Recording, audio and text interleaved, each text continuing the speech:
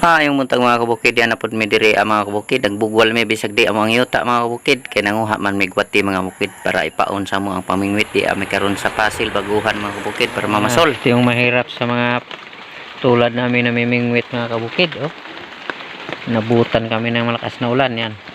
Yun, ngayon lang tumigil ang ulan. Yan. Kanya-kanya kaming siksik sa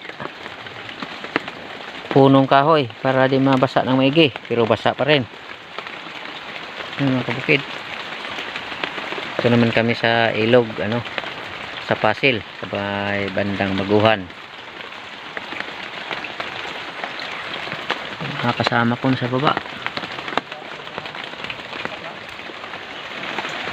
doon sa kabila yung iba namin kasama mga kabukid.